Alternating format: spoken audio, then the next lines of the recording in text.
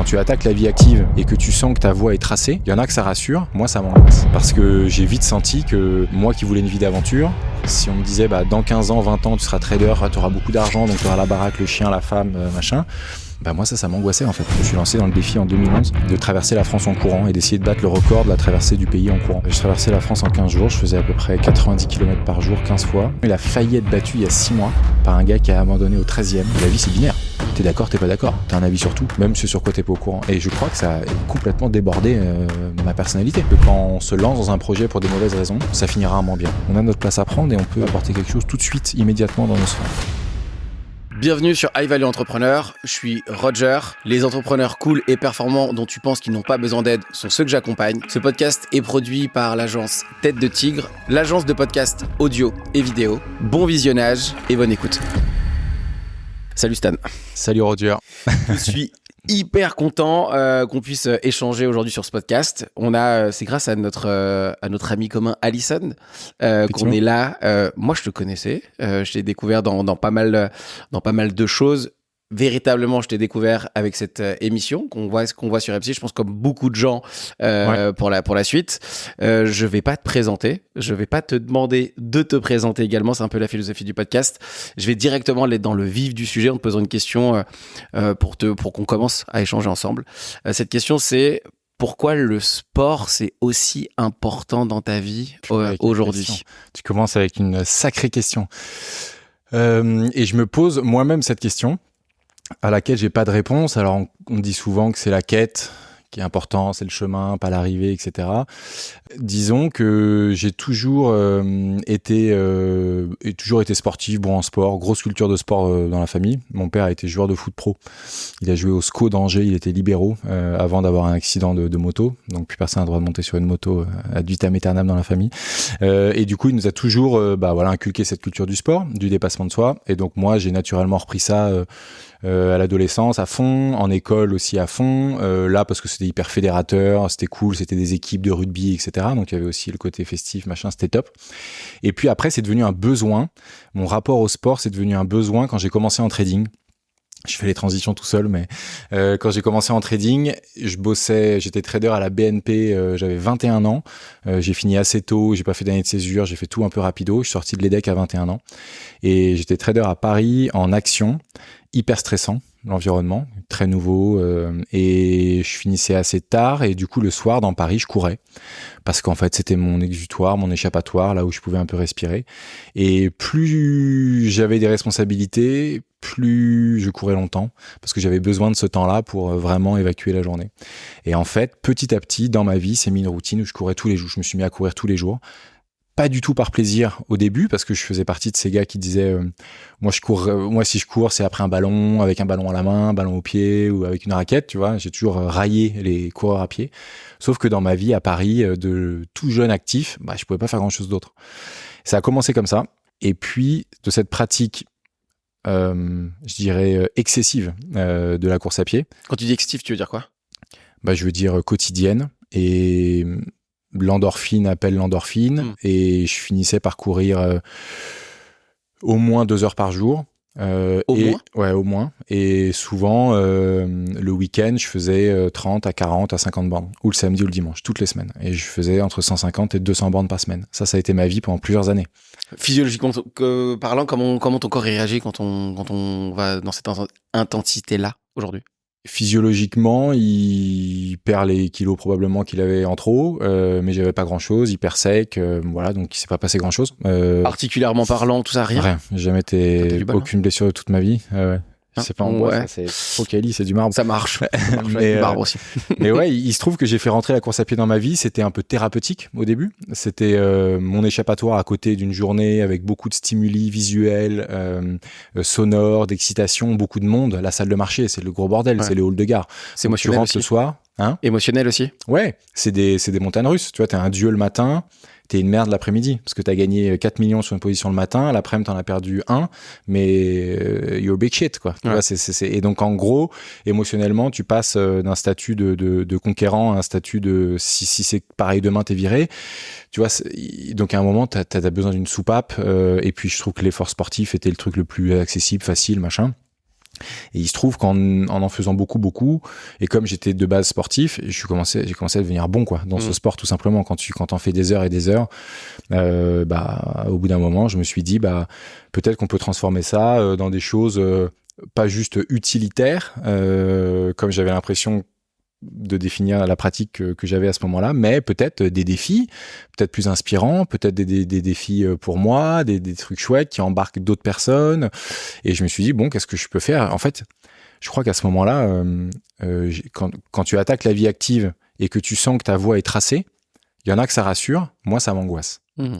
Parce que j'ai vite senti que moi qui voulais une vie d'aventure, si on me disait dans 15 ans, 20 ans, tu seras trader, tu auras beaucoup d'argent, donc tu auras la baraque, le chien, la femme, machin, moi ça m'angoissait en fait. Je voulais pas de ça. D'ailleurs, j'avais même pas envie de savoir de quoi ma vie serait faite dans 10 ans. C'est la vie et c'est une aventure ou rien, quoi.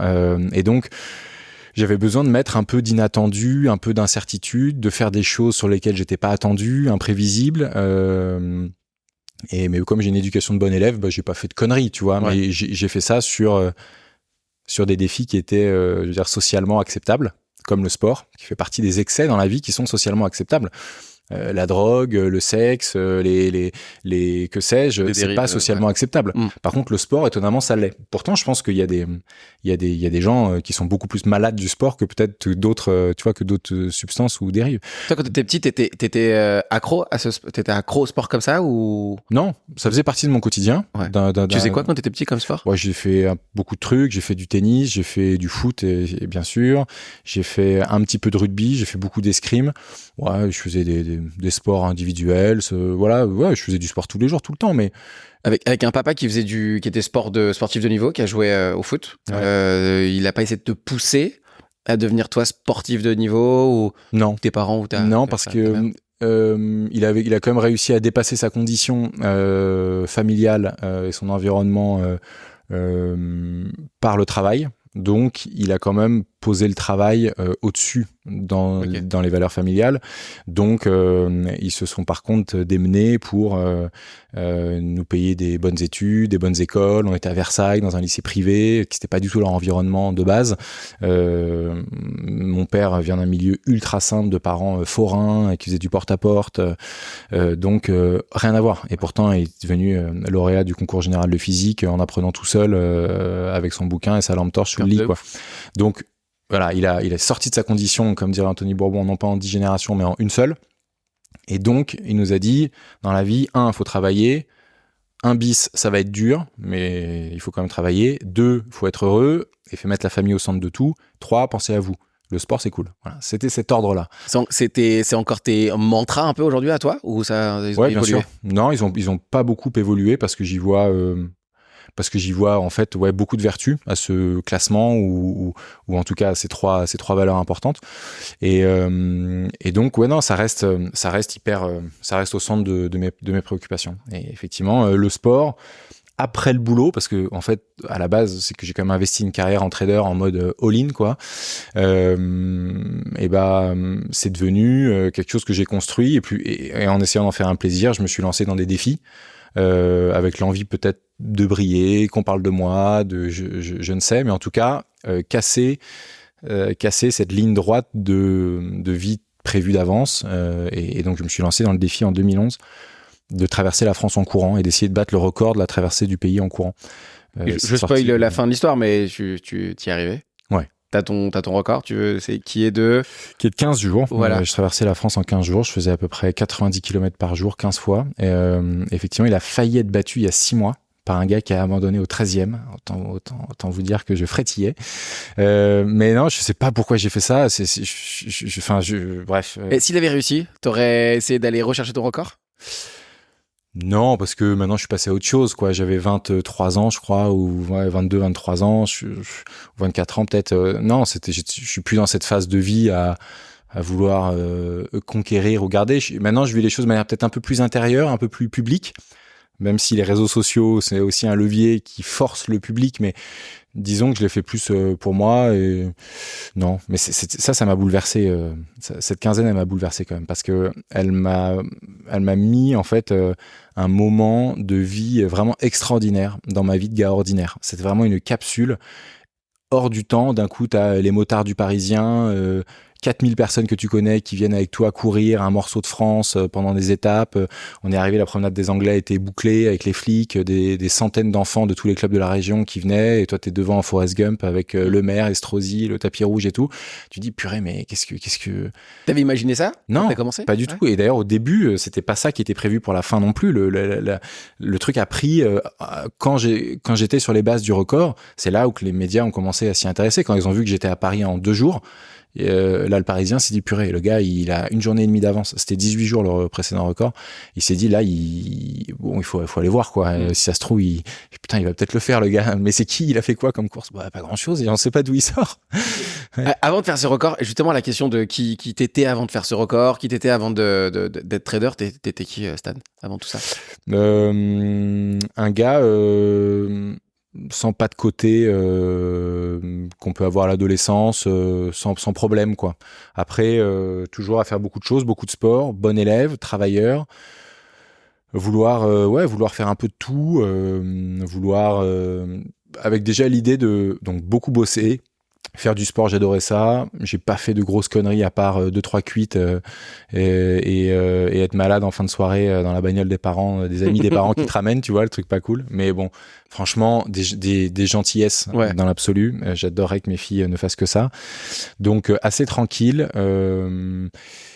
Et par contre, toujours l'envie, la nécessité, la recherche de créer des cercles, des associations, des groupes, des fédérés, gérer l'idée, poser une vision, essayer de où je sois quoi. Je vais créer des BDE là où ils n'existaient pas, créer déjà même au lycée des spectacles, des machins. En prépa, il y avait pas de BDE, il fallait qu'on bosse, on crée un BDE, un truc, on organise des séminaires au ski, des machins, des spectacles, des trucs. Voilà, toujours essayer d'avoir une vie associative ou des cercles sociaux. Ouais, moi, je suis un peu un animal social. Du coup, j'avais besoin de ça. Comment t'expliques que ça, c'était important pour toi? Je trouve que mettre les gens en mouvement, c'est le truc le plus grisant pour moi. Arriver à convaincre des gens d'une vision en phase avec mes valeurs et d'avoir la capacité de mettre des gens en mouvement autour de cette idée-là, je trouve que c'est ce qui m'épanouit le plus. Je suis pas je suis pas dans le détail, je suis pas un finisseur, je suis pas un spécialiste. Je suis ok de porter le risque, je suis ok de porter la charge mentale et j'ai une vision sur les choses. Alors c'est très grandiloquent de dire ça dans mes domaines d'expertise qui sont des niches dans la planète. Mais voilà, sur mes domaines en tout cas, je sais où je veux aller. Et puis voilà, comme j'ai un pif pour les gens en général, en fait ça m'a amené à faire des trucs quoi. Mais c'est pas moi qui les ai faites, c'est d'autres. Et quand t'étais jeune, tu voulais devenir trader? Non, quand j'étais jeune, je voulais devenir escrimeur, bien sûr, puis tireur d'élite, mais je pense que c'était assez proche de l'escrime. C'était mon pompier à moi, mon pompier escrimeur, ça a donné tireur d'élite. Et je crois que j'avais envie de monter des boîtes, ouais. J'avais envie de monter des boîtes parce que c'était peut-être le lien le plus simple aussi à l'autorité, au management. Le meilleur lien, c'est pas de lien, quoi. C'est-à-dire. C'était ton truc à toi. Genre, il y avait est-ce qu'il y avait déjà cette envie de liberté, cette envie de faire ton truc à toi? Ouais, j'ai effectivement supporté mes années. J'ai supporté les années en entreprise quand j'étais en trading parce qu'en fait j'avais des boss qui me laissaient faire ce que je voulais, et à partir du moment où il y a eu une contrainte d'un boss qui s'appelait Roger d'ailleurs, j'espère qu'il était sympa. Et justement pas du tout. La malédiction s'arrête avec le prochain Roger, donc c'est moi là. Et il était et c'est, si tu veux, c'est le type pour la première fois dans cette sphère là de confiance que j'avais. C'est une boîte qui m'a tout donné, tout offert, je levais la main, je disais je pourrais avoir ça, oui, tu veux ça, oui, tu vois, tout. Ils m'ont fait grandir en responsabilité, en mobilité, en salaire, en machin, c'était vraiment open bar quoi. Avec beaucoup de respect, beaucoup d'humanité. Donc ça casse un peu les codes l'image qu'on peut avoir de ce milieu-là, hyper sain, pas de drogue, des horaires ok. Enfin franchement, c'était vraiment des années qui ont été chouettes. Par contre, une pression absolue du résultat et un humain qui était particulier dans la relation. Il était présent, il y avait du lien, mais c'était assez agressif dans les échanges. Disons que tout ça a tenu, même si je savais je savais les manquements que ça avait par ailleurs, je savais que ça créait peut-être des lésions pour moi, pour l'avenir, et il faudra peut-être un moment que je me reconstruise de cette expérience-là. Je sentais que ça allait pas me laisser indemne, mais j'ai trouvé une balance, en tout cas, plutôt positive, jusqu'à tomber sur celui qui arrête le cercle de la méritocratie, t'éclate parce qu'il trouve que t'es trop jeune à ce poste-là, trop français, trop machin, je sais pas, dans une boîte internationale, on était 300 000. Et là, je suis arrivé à ce poste-là, peut-être, je sais pas, ma tête lui revenait pas. Et donc, où il a vu une espèce de rival, que sais-je. Et là, mon quotidien, il l'a rendu compliqué. Émotionnellement parlant, au début, quand t'arrives dans ce milieu-là, et après, est-ce que tu peux nous expliquer comment ça se passe? Parce que je pense qu'il y a de l'enthousiasme quand on arrive dans ce milieu-là. C'est un... Moi, j'ai pas un a priori, bizarrement, sur le trading. Je connais certaines personnes à l'intérieur. C'est un marché que je connais. J'ai des personnes qui en sont venues, d'autres qui sont parties. Il y a une sorte de fantasme autant négatif que positif sur cette chose-là. Je pense qu'il y a quand même... Ça sert à quelque chose, sinon ça serait pas là. C'est un peu comme dans la nature. Ça, c'est un sujet, ça. Ça pourrait être intéressant. Si c'est pas utile, ça disparaît. Donc, c'est-à-dire qu'il y a une utilité peut-être quelque part. Toi, quand tu rentres dans le trading, en tout cas quand tu rentres dans la sphère de la finance, il se passe quoi émotionnellement parlant pour toi? Au début, moi, je rentre juste pour tester. Et je crois que je suis rentré pour des mauvaises raisons. Et si j'ai un enseignement, c'est que quand on se lance dans un projet pour des mauvaises raisons, ça finira rarement bien. C'est quoi les mauvaises raisons? Je pense que c'était des raisons sociales. Parce que je trouvais que c'était une distinction, effectivement, c'était l'affaire Kerviel, les subprimes. Moi, c'est cette période-là. Donc, effectivement, on parlait des traders comme étant l'homme au centre de l'échiquier, celui qui a les clés économiques, etc., avec des sommes extravagantes, pas forcément des sommes remportées, enfin, des sommes, pas forcément les salaires. Moi, c'est jamais ce qui m'a motivé. Mais par contre, les sommes gérées. Ouais. Et comme j'ai une certaine excitation à la prise de risque, je trouve que c'est chouette. Ça m'a attiré. Donc, social. Et parce que je savais aussi que c'était un univers où ça allait vite. C'est-à-dire, en gros, t'es bon, t'exploses dans le bon sens, t'es pas bon, dehors. Ouais, tu dégages. Et donc je lui dis bon, quoi qu'il arrive, le test il sera rapide. On va voir. Et j'ai envie de dire malheureusement, ça s'est bien passé. Et en fait, pourquoi malheureusement? Parce que effectivement, on pourrait dire bon, on regrette rien. Je préfère faire une Patrick Bruel, je préfère vivre avec des remords qu'avec des regrets, mais la réalité, elle est que c'est quand même 11 ans de ma vie, c'est beaucoup, que j'aurais aimé faire ce que je fais aujourd'hui plus tôt, que j'aurais probablement pu faire la même chose plus tôt. On me dit, oh, mais le marché était pas mûr, mais j'aurais fait autre chose, tu vois, j'aurais fait une autre boîte, peu importe. Donc, je pense quand même que j'aurais pu faire ça plus tôt. Ça aurait pu servir la planète peut-être plus tôt, peut-être autour de moi être un peu moins dur sur mon environnement, parce que pour répondre à ta question, désolé, j'y vais par détour, mais qu'est-ce que ça émotionnellement ça a créé? Ça m'a changé ces années-là. Ça m'a changé parce qu'en fait je suis arrivé un peu candide, avec l'envie de me laisser embarquer dans tout ce qui allait venir et que je pressentais, mais sans être capable vraiment de le quantifier, de le comprendre. Donc au début amusé, t'es un peu spectateur du truc. T'es là, c'est marrant, c'est comme dans les films, mais c'est moi qui suis là-dedans, c'est marrant. Ah, lui, il me parle mal. Oh, dis donc, le soir, ça me fait quand même, j'ai du mal à oublier parce que je suis pas un acteur. En fait, c'est ma vie à moi. Et le lendemain, c'est reparti, etc. Jusqu'à être obligé de... tu vois, les êtres humains se protègent et s'adaptent, donc jusqu'à être obligé de faire une carapace, et évidemment émotionnelle, pour pas te laisser déborder par quand on te dit t'es une grosse merde. Non, ce n'est pas moi qui suis une grosse merde, il est pas content de l'argent qu'on a perdu et il met la pression, c'est normal parce qu'il a lui-même la pression de ses boss, machin, tu vois. Bon, tu peux intellectualiser le truc. Le fait est que quand on te dit t'es une grosse merde tous les jours pendant des mois, on te le disait littéralement, genre. Ouais.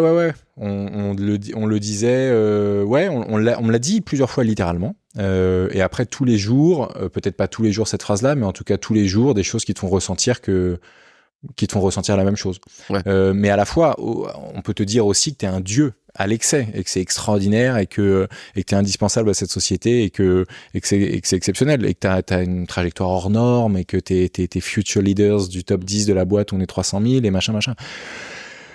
Et en fait, au bout d'un moment, tu te dis c'est que des mots, mais après d'un coup, il y a un truc qui est réel, c'est l'argent sur ton compte en banque, qui là d'un coup devient réel. Tu vois, quand tu passes d'un salaire à 2000 balles, d'un coup, t'as 40 000 euros de versement de salaire à un mois donné. T'es là genre, oh, on est en janvier 2016 40 000 euros. C'est donc, qu'est-ce que c'est que ça? C'est un salaire mensuel.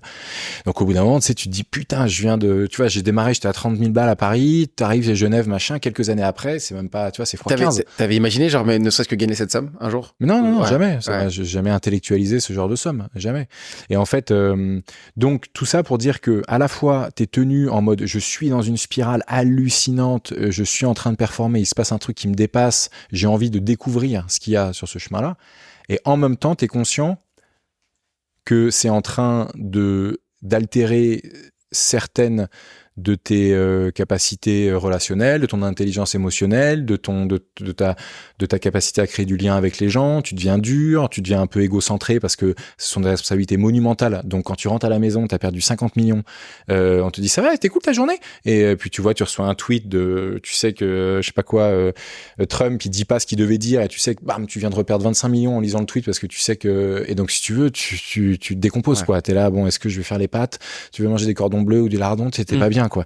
Genre, effectivement, il y a un moment, ça te bouffe. Et je crois que soit tu es capable de dissocier, et je vais être un peu dur sur les termes, mais soit tu dissocies comme un sociopathe, c'est-à-dire tu dis, bon, ouais, je viens de faire un carnage, mais c'est ok, c'est dans cette bulle de ma vie, et à côté, je dis bonjour madame, je vais au restaurant et je prends le plat du jour, tu vois. Ok, il y a peut-être des gens qui sont comme ça. Je pense que c'est quand même. Je suis pas en train de te dire que tous les traders sont des sociopathes. Je dis juste que c'est un mode de pensée dissociatif qui est quand même très très particulier. Et j'en ai développé une certaine capacité pour tenir un peu dans le temps. Et c'est obligé, c'est de la survie. Par contre, ça n'est pas sans effet de bord sur ton entourage.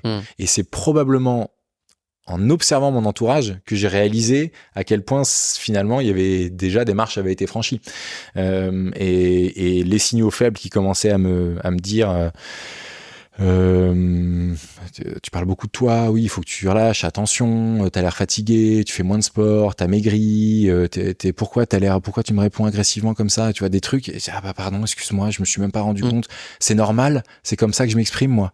Tout va bien là? Bah non, trop pas, je suis hyper content, tu vois, nickel, mais t'as l'air hyper stressé et tout. Ah bah non, justement, je suis dans une bonne phase. Mais ça va pas, pourquoi tu m'agresses comme ça? Ah bah pas du tout, justement, je voulais être sympa. Tu vois, ces espèces de dissociation comme ça. Et sont souvent les proches qui ont raison, parce que c'est eux le poteau amarré à la vraie vie, quoi. T'es déjà avec ta femme actuelle? Ouais.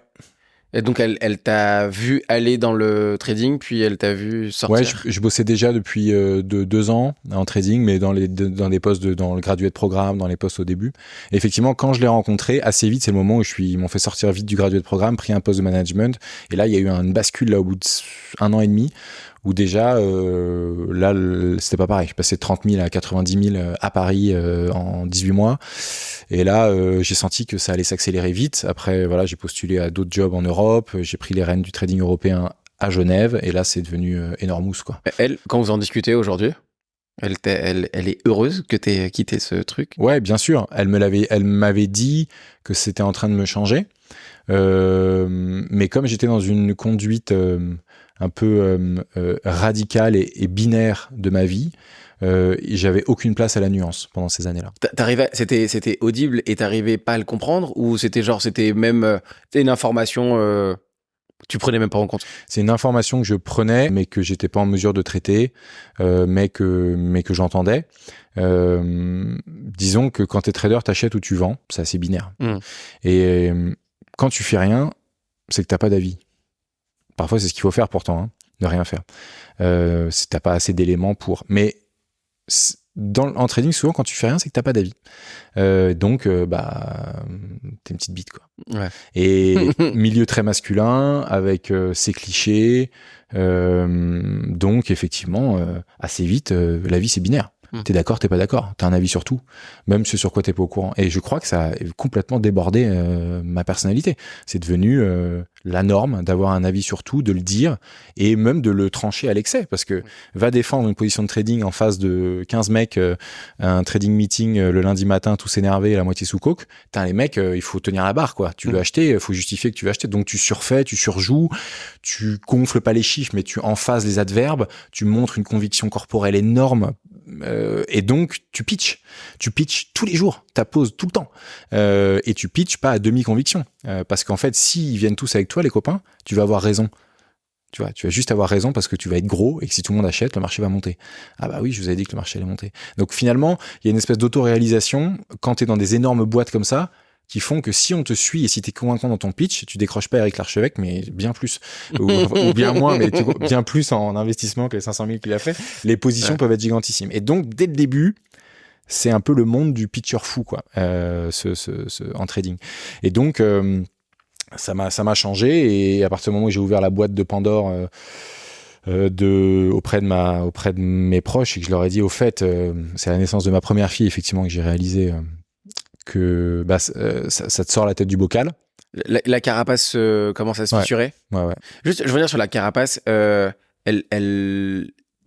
quand elle commence à se créer, est-ce que c'est dur de la retirer? Genre, est-ce que tu l'as toujours un petit peu? Est-ce qu'elle est toujours là, cette carapace? Ouais, elle est toujours, je peux l'activer, quoi. Okay. Disons, je peux l'activer. J'ai l'impression d'avoir le bouclier shield si j'appuie sur la barre espace.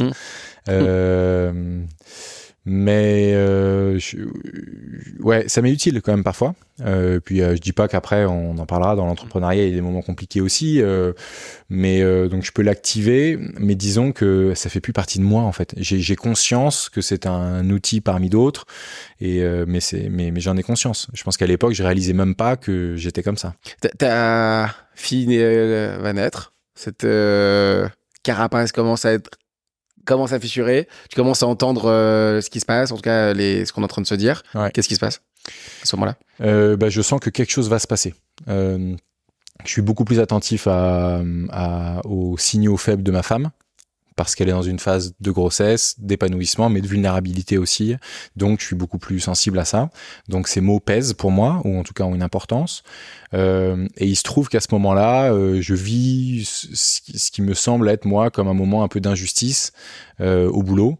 Et donc, finalement, la conjonction des deux fait que je me dis que peut-être quelque chose va arriver après cette naissance, mais tu veux pas de séisme avant le jour J. Donc, effectivement, la naissance se passe, ça me fait sortir la tête du bocal, réaliser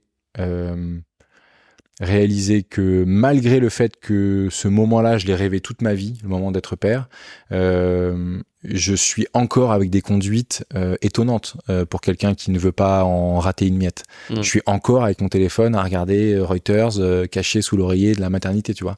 Je suis encore complètement taré, en fait. C'est pas possible. Et donc, en fait, mais j'en souffre, en fait. Et donc là, je me dis, mais ok, c'est pas ton argent. Par contre, ça, c'est ton enfant. Qu'est-ce que tu fais? T'es payé pour prendre du risque, mais là, t'es off en congé paternité, t'as filé les rênes à quelqu'un d'autre. Genre, ça va trop loin, là. Quelques échanges de regards avec ma femme à ce moment-là, qui a la douceur de ne rien me dire, mais c'est presque pire. Tout se dit dans son regard. Je réalise que là, il faudra prendre acte, quoi. Et ça fait, voilà. Et donc, je vais aller rechercher ma boîte noire, dans laquelle j'avais stocké, du coup, effectivement, tout ce qu'on m'avait dit pendant cette période-là, parce que je savais j'avais accumulé ça, mais je l'avais pas traité. J'ai ouvert, ça m'a explosé à la tronche. Je pose madame 2 semaines après, quoi, en gros. Donc, qu'est-ce qui se passe là, à ce moment-là, pour toi? Genre, en fait, tu ouvres la boîte et tu te dis, qu'est-ce qui se passe? Qu'est-ce que tu te dis? Je vais retoquer à la porte de tous mes proches qui m'avaient dit quelque chose sur le sujet. Je leur demande un update et je leur dis, je pense que peut-être que je vais arrêter ce métier-là. Qu'est-ce que t'en penses? Ben là, j'ai pas été déçu de tous les non-dits, de tout ce qu'on m'avait pas dit, par amour, c'est-à-dire pour me préserver dans effectivement ce qu'ils voyaient comme étant une trajectoire pro à succès, et aussi parce que ils avaient peut-être envie de se préserver eux, parce qu'ils voyaient que j'étais pas complètement à l'écoute et en tout cas disposé à prendre acte. Et comme c'était une période dans laquelle j'étais débatteur, virulent, entier, tranché, c'est compliqué de parler avec ce type-là. Tu veux pas l'avoir à un dîner, tu vois, le mois que j'étais, quoi. Donc effectivement, je pense qu'il y en a qui, d'emblée, se sont dit le combat, il est perdu. Il y a un moment où il nous écoutera. Et à ce moment-là, c'était ce moment-là. Et je pense que ça, c'est vraiment hyper respectueux de leur part. Il y a une phrase qui t'a peut-être plus profondément marqué qu'une autre, qu'on t'a dit, ou que t'as mieux compris, peut-être? Je suis rentré de la maternité. Je suis rentré de la salle d'accouchement, littéralement. En fait, la clinique, elle était en face de mon bureau. Donc en fait, depuis les fenêtres de la chambre de la maternité, je voyais mon bureau et les écrans, et je voyais mes collègues qui bossaient, quoi. Donc déjà, À un moment, il y a des trucs qui se jouent dans tu vois, ce regard extérieur sur ta vie et t'es au moment le plus important et tu vois ce qui peut-être peut te gâcher ce moment ou te faire passer à côté de ce moment. Et il se trouve que je ne sais plus pourquoi, il y a un truc, un fichier, une position, un machin à vendre et le gars qui doit faire ça a pas les accès pour vendre sur le Chicago ou un marché ou je sais plus quel autre marché. C'est avec ma clé de trader, mon machin que je dois le faire. Donc je rentre pour vendre la position, je sais pas quoi. Je remonte 2 secondes en fait. Vraiment, peut-être 2-3 heures après la naissance. Et là, je trouve à l'époque, moi je pense qu'il écoute pas les podcasts, mais donc tant pis. Mais je vois mon boss de l'époque et en gros, il me dit ça va, c'est bien passé, genre, mais comme si j'étais à un meeting, quoi. Ça va, c'est bien passé et tout, c'était cool. Je dis bah ouais, c'était fabuleux, tu vois. J'étais un peu perdu de cette espèce de phrase. Ouais, félicitations, cool. Alors, le Palm a décroché parce que le mec il me réenchaîne comme ça. J'ai halluciné en fait et j'étais incrédule en mode mais donc la norme c'est de consacrer juste 11 secondes à l'événement qui est en train de changer ma vie et la normalité elle est de repartir sur la dernier tweet de je sais pas qui. Et en fait ça m'a dégoûté quoi. Et là je me suis dit mais putain mais ça t'a jamais choqué pendant toutes ces années-là parce qu'en fait t'étais pareil mon gars quoi. Et donc effectivement là je suis retourné vite dans la maternité, j'ai refermé un peu les écoutilles et là je savais que j'allais choisir le meilleur moment dans les semaines qui venaient pour me barrer quoi. Voilà. Mais cette prise de conscience aujourd'hui elle est genre c'est un peu comme une victoire. Tu le vis comme une victoire. Moi, j'ai mis le temps quand même. Hein. J'ai mis le temps, tu vois, 10, 11 ans. J'ai dû rester, tu vois, 1 an en trading à BNP, puis je crois 9 ans chez Cargill, 9 ans et quelques. Donc, ouais, on est plus de 10 ans au total. Bah, c'est long quand même. Donc, alors effectivement, ça n'a pas été aussi intense qu'à la fin, où là, c'était un peu les hautes sphères, le gros bordel et tout. Avant, c'était acceptable. Quand j'étais à Paris, effectivement, c'était des années où je pourrais comparer à des mecs qui bossent en cabinet en strat, qui turbinent comme des oufs et tout, et qui ont des vies. T'es là, wow, disons, toi, c'est particulier, quoi. Mais bon, donc là, ouais, j'essaye de me trouver des excuses pour pas avoir réagi avant, mais je regrette de pas avoir convoqué dans ma vie des moments où je me pose des vraies questions. Et je crois que ça, je crois aujourd'hui, en tout cas, c'est une méthode que je donne quand on me demande qu'est-ce que tu aurais fait différemment et quels conseils tu peux donner aux gens qui veulent changer de vie. Bah déjà, la personne qui te pose cette question, elle est déjà bien cheminée et c'est déjà juste la capacité à se poser cette question et la capacité parfois à se dire je crée ce moment d'échange où j'ouvre les écoutilles avec mes super proches, où je leur dis au fait tu me trouves comment dans ce boulot, tu me trouves épanoui, qu'est-ce que t'en penses d'un œil extérieur, qu'est-ce que tu ferais différemment, et puis faire la même chose pour ses proches, échanger, t'en es où, les boulots, voilà, aller un peu au fond des choses, prendre le temps dans un sac de confiance, c'est jamais très facile.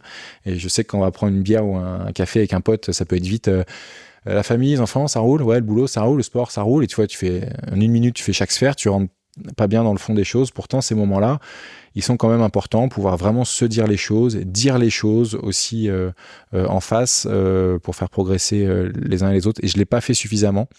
Donc, je pense que j'ai quand même perdu du temps. Qui tu serais devenu si tu étais resté là-dedans ? Je crois que j'ai un socle familial avec des valeurs tellement fortes, des valeurs de politesse, de bien se comporter en public, de respecter les femmes, les relations interpersonnelles, qui font que je serais jamais tombé dans les excès que peut amener ce monde-là. Et par ailleurs, j'ai d'autres collègues qui ont, eux, des vies familiales très organisées, où tout fonctionne bien, qui gagnent énormément d'argent, qui investissent dans des charities, des fondations, 30 maisons, 30 machins, etc. Et je pense que ça n'était pas pour moi, dans le sens où moi, je suis pas capable de dissocier. Je suis trop entier, peut-être trop émotionnel pour être capable de dissocier comme ça et de pendant 40 ans de ma vie dormir sur mes 2 oreilles quand je perds 200 millions, quoi. J'allais te le dire, en fait, moi, j'étais en face de moi, là, donc pour moi, c'est plus facile. Et puis, c'est mon job, hein, quotidiennement. On voit que t'es quelqu'un d'émotionnel. Genre, on sent que émotionnellement parlant, il se passe quelque chose, tu vois. Genre, je le suis maintenant. Tu l'es maintenant ? Ouais, avant. Est-ce que tu l'étais avant, tu l'as plus été et tu le redeviens ? Ouais, je pense que c'est un peu ça. Pendant ces années de trading, on me disait, tu n'as pas d'émotion. Ah ouais, donc t'avais totalement annihilé le... Il y a ce test 360 qu'on fait dans plein de boîtes, qui est donc voilà, 360 autour de toi, tous les gens qui sont en interaction avec toi dans la boîte, te juge, te qualifie, t'aide, te donne des conseils, des feedbacks. Et j'ai reçu un gros pavé dans mes dernières années chez Cargill. Je crois qu'ils avaient interviewé, 120 personnes qui bossaient avec moi. Donc mes peers, les gars qui sont au même niveau, mes N+1, mes direct reports, les direct reports de mes direct reports, machin. Et tout le monde, quoi. Et en gros, on m'a sorti un pavé, on m'a dit, tiens, c'est toi. Et donc, c'était un gros truc. Je te la fais courte.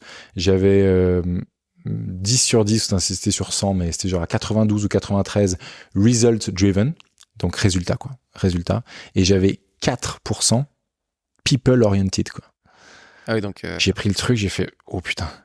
Et j'avais pas l'impression je suis pas né comme ça, quoi. Oui. Voilà, je suis pas né comme ça. Ma famille, elle était pas comme ça. Mes parents sont pas comme ça. Mes sœurs sont pas comme ça. Ma mère est psy, ma sœur est psy. Il y en a une qui est avocate pour défendre les employés, l'autre qui est pédiatre. Tu vois, c'était que du porté à la personne. L'univers dans lequel on a grandi et été éduqué. Donc là, effectivement, je me dis, oh putain, là, tu t'es construit et t'es devenu un animal, quoi. Voilà, t'es devenu un animal. Donc, effectivement, justement, on me disait que j'étais froid, que je m'en foutais de la vie des gens, effectivement, de virer les gens, dire, t'as été nul, c'est terminé, au revoir. J'en ai rien à foutre, quoi. Une minute après, je passais à autre chose, j'allais prendre un café, quoi. Rien à foutre. Résultat, quoi. Résultat. Par contre, il fallait faire des euros, quoi. Ou des dollars, plutôt. Résultat. Et donc, ouais, ça a été une carapace que j'ai construite, que je défais et que je me retrouve. Parce que là, quand on est un animal, comment on fait pour sortir de cette phase et se resociabiliser? Comment ça fonctionne? Bah, tu te recentres, tu te réaccroches, tu te réancres à ce qui faisait à ce qui pouvait faire ta stabilité, ton identité, ton histoire familiale.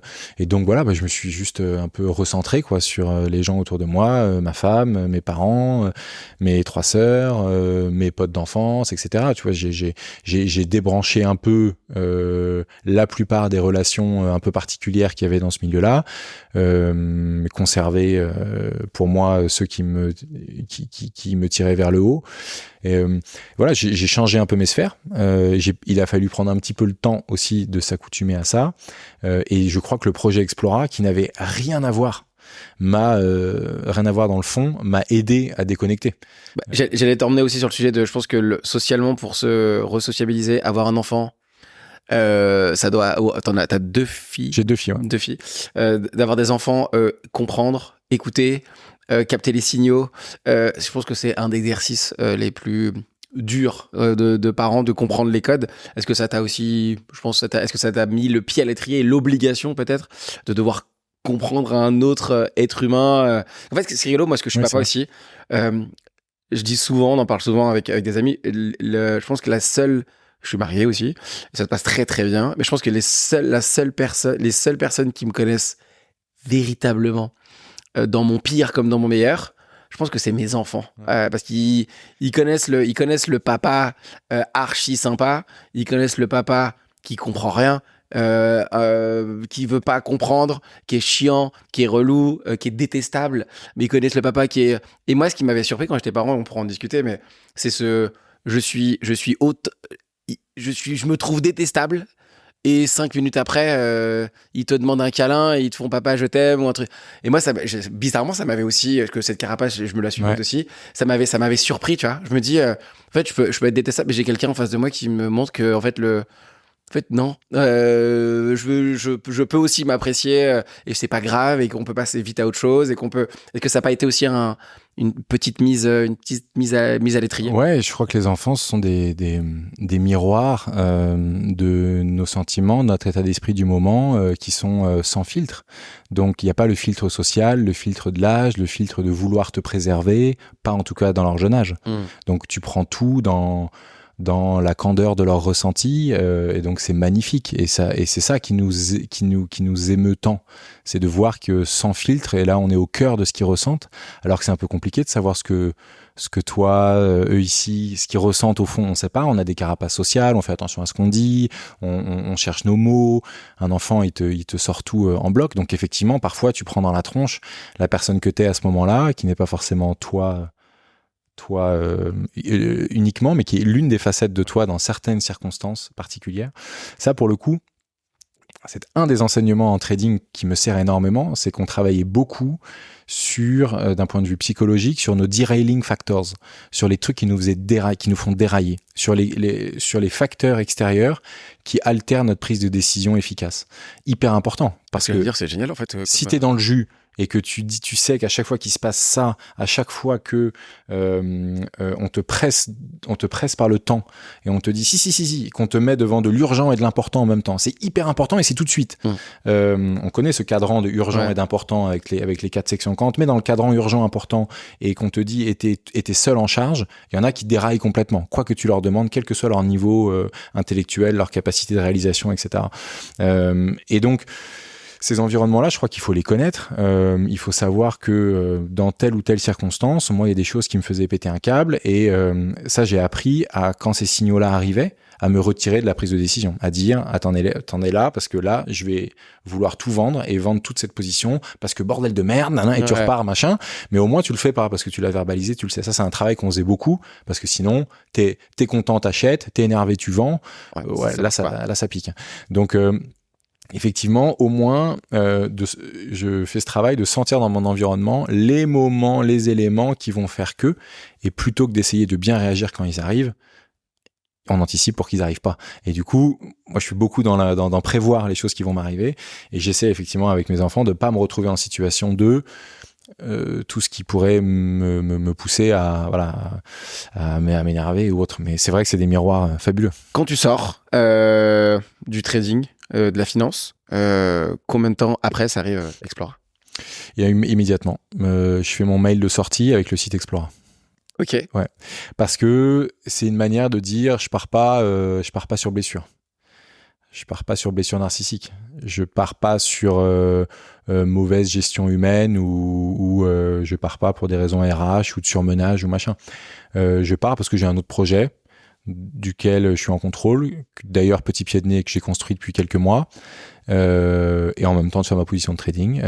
Et ouais, c'est faisable. Et du coup, je pars. Il y a de l'ego là-dedans au moment où tu sors? Ouais, j'ai attendu de faire. J'ai eu un très gros job 1 an et demi avant de démissionner, à peu près, responsable du trading pour l'Europe, de tout le département. Donc, il y avait 150 traders sous gestion, 17 usines, 1 milliard d'actifs. On était sur un truc qui pique, quoi. Et j'avais 27 ans, 28 ans. Et en gros, oui, je me dis. Ce job, je sens que c'est le dernier, quoi. Je sens que là, en trading, d'ailleurs, il n'y en avait pas d'autres. Après, c'était des jobs de management, de continent, de machin. Et donc, je sens que c'est le dernier. Donc, je me dis, je fais un tour de piste, je fais le budget de trading qu'il faut faire, centaines de millions. Et je le fais, je coche, et après, je m'en vais, quoi. Je sentais que c'était ce qui était, c'était une version de l'histoire possible. Donc, effectivement, j'ai fait ce tour de piste, ça s'est passé. Et puis donc voilà, une fois que j'avais fait ça, j'avais l'impression de partir la tête haute, au bon moment, du timing, au bon moment, pour un projet avec un vrai rebond pour la suite, constructif, que j'ai pas de phase d'apoplexie où j'allais attendre et être complètement bloqué dans cet entre-deux. Il y avait tellement d'intensité dans cette première vie que le risque est quand même de tomber dans un gouffre social, tu vois, émotionnel, même si c'est pas que des émotions positives, ça reste des émotions qui te font ressentir des choses. Et donc le risque est de chercher vite à les ressentir ailleurs, et c'est pas toujours les bons choix dans ces moments-là. Donc bref, j'avais construit un peu cet atterrissage-là. Et donc le projet Explora, alors c'était un site un peu à la con que j'avais fait tout seul, machin. Il existait déjà et il s'est construit depuis la traversée de la France en courant en 2011-2012. C'est un truc que j'ai germé pendant des années, en fait. Et j'écrivais le matin, j'allais quand j'étais à Paris, donc ça a duré 6 ans. Le matin, j'écrivais dans mes calepins, dans des carnets rouges, dans les RER A, ce que je voulais de ce projet Explora. Et il y avait déjà beaucoup de choses qu'on fait aujourd'hui, déjà il y a 12 ans. Et le soir, je rentrais en courant. Je faisais 22 bornes. Ça, c'était ma vie pendant des années. Donc le matin, je grattais Explora. La journée, tunnel de 10 heures d'écran, ça clignote partout. Le soir, je me calme, je passe mes coups de fil à mes potes avec les écouteurs et je rentre en courant, je fais 20-25 bornes. Donc, 200 bornes par semaine, un projet qui germe et de l'argent. Voilà. Mais après, plein d'excès émotionnels comme on l'a vu. Mais donc j'ai construit ça. Du coup, j'ai sorti mes cahiers et je dis, voilà, c'est le moment, quoi. Et je savais que c'était pour ce projet. Donc, c'était plus facile aussi de passer l'étape d'après. À quel moment l'écologie devient un sujet ? Pas tout de suite. Au début, c'est un projet d'aventure dans la continuité de mes projets d'ultra-endurance et mes défis sportifs. À cette époque-là, quand même, quand je me lance, j'ai déjà fait peut-être 50 marathons, j'ai traversé la France en courant, je fais des Ironman, des 100 km à mi-eau, des machins. Donc, j'avais déjà fait un paquet de trucs. Mais je voulais un projet en continuité d'eux. Ma vision, elle était que chez les anglo-saxons, il y avait le marché du voyage d'aventure était déjà beaucoup plus développé depuis plusieurs années, beaucoup plus développé qu'il ne l'était en France, que le sport allait vers de plus en plus d'extrêmes avec la pratique des marathons, des Ironman, etc. Moi, quand j'ai fait mon premier Ironman, quand je me suis intéressé à l'Ironman, j'étais en prépa, mais les mecs, je leur parlais de ça, ils connaissaient pas, c'était lunaire pour eux, ça n'avait aucun sens. Aujourd'hui, on a tous un pote qui fait des Ironman, si ce n'est 10 ou 30. C'est pas faux, Hugo, genre, si tu nous regardes. Ouais. Donc, voilà, il y a eu une extrémisation de la pratique du sport et ma vision, elle était que les gens allaient vouloir faire du sport dans leurs vacances parce qu'il y a une contraction du temps en même temps, donc on veut tout faire et on veut vivre plein de choses, se dépasser, tout ressentir dans les vacances. Je me suis dit, ok, il y a un truc à faire dans ce secteur-là. Et donc, le projet Explora, effectivement, il est devenu... assez vite, je me suis dit que c'était quelque chose qui pouvait avoir de l'avenir, mais je savais pas trop comment. Je n'avais pas lancé de boîte, et surtout pendant cette période-là, j'étais complètement quand t'es en trading, j'étais dans un sous-marin en fait, c'est-à-dire que le reste de la planète, oui, alors, les taux, les annonces de la BCE, les tweets de Trump, les taxes d'importation, d'exportation, les trucs à la Commission européenne qui peuvent influer le prix des biofuels, des machins. Oui, alors ça, j'étais au taquet, mais le reste de mes potes en market ou qui lançaient des boîtes ou même les levées de fonds, enfin, c'était aucune idée. C'était pas même faire un site e-commerce, rien, les réseaux sociaux, zéro. J'avais aucun réseau social, que dalle. C'était pas ma vie du tout. Et je disais, c'est futile, pas de temps à perdre avec ces conneries, c'est un truc d'enfant et tout, tu vois. Donc, il a fallu du temps pour me reconnecter un peu à ça aussi, quoi. Ouais. Donc, l'écologie, aujourd'hui, c'est au cœur du projet. Ouais. En tout cas, c'est une part importante de ta vie. Comment tu as réussi à mettre l'écologie, le voyage, le sport, cette idée finale qui est terminée aujourd'hui? Là, si tu veux, pardon, excuse-moi, je t'ai coupé, mais je me précipite un peu sur la réponse. Effectivement, le premier acte, c'est le confinement. Ou peut-être l'antéacte, c'est factuellement, c'est plus facile quand tu lances une agence de voyage de faire un voyage pas loin de chez toi que en Bolivie ou au Kamchatka, quoi. Bon, parce que t'es en France et que c'est plus simple à organiser de faire un truc en Savoie qu'à l'autre bout de la planète. Donc l'antéacte, c'est un peu ça. Après, on avait commencé à vendre des voyages majoritairement en France, un peu plus lointain aussi. Le Covid arrive au tout début de l'aventure et là effectivement on est contraint pour les raisons qu'on connaît et on peut faire que du voyage à 100 km et donc en gros pendant le premier confinement on avait eu la confiance d'investisseurs déjà à ce moment-là. Donc on avait déjà fait une première levée de fonds d'1,2 million, je crois, pendant le premier confinement. En gros, ça va super vite. Ouais, ça finalement. Ouais, j'étais un peu écourté j'ai un peu speedé le truc, mais de manière globale, t'arrives vite pour une personne qui est pas du tout dans le délire à l'origine. Ouais. Ça va vite quand même. Parce que je pense ils se disent il est volontaire, il sait ce qu'il veut, il a l'air d'avoir réussi ce qu'il a entrepris, on lui fait confiance et par contre le travel il y connaît rien. Et donc, je m'étais associé à Alix, qui avait déjà lancé une boîte dans le travel. Elle avait emmené copine de voyage en 4-5 ans à 12 millions de chiffre d'affaires, du voyage trentenaire au féminin. Et donc, c'était la caution travel, quoi. Et donc, ils se sont dit, purée, le duo, sur le papier, tu vois, ça, c'est un match, quoi. Ça roule. On a pitché ensemble. Puis, en un pitch, c'était réglé, quoi. Et donc, du coup, c'est allé effectivement super vite. On avait déjà de l'attraction, hein. On faisait déjà plusieurs centaines de milliers d'euros en quelques mois avec du voyage à 300 balles à côté. Donc, déjà, il y avait un truc qui se passait, qui fonctionnait, mais bon, c'était que le début. Et puis, à ce moment-là, on se dit, mais en fait, il faut qu'on fasse du voyage local. C'est une période dans laquelle les gens vont se recentrer sur les essentiels du voyage. On va demander à notre communauté qu'est-ce qui est essentiel pour eux. Et à ce moment-là, effectivement, c'était très biaisé par la période. Parce qu'il est ressorti, c'est on veut du sens, on veut moins de carbone et on veut vivre des émotions puissantes. Je me dis, il y a tout pour que ça fonctionne. Si on arrête de faire du long courrier, qu'on arrête de déconner, qu'on envoie les gens moins loin, quoi.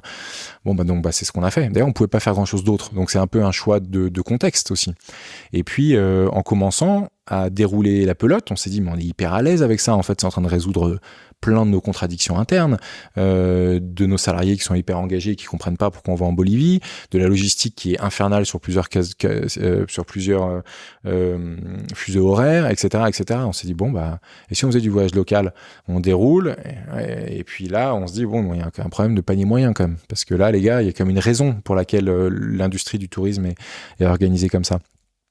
Et donc on se dit deux choses. On se dit il va falloir réinventer un business model, et cette place-là, ne la prenons pas à moitié. Voilà notre position en 2020, fin 2020, début 2021. Donc, pour ne pas prendre cette position à moitié, effectivement, on devient activiste.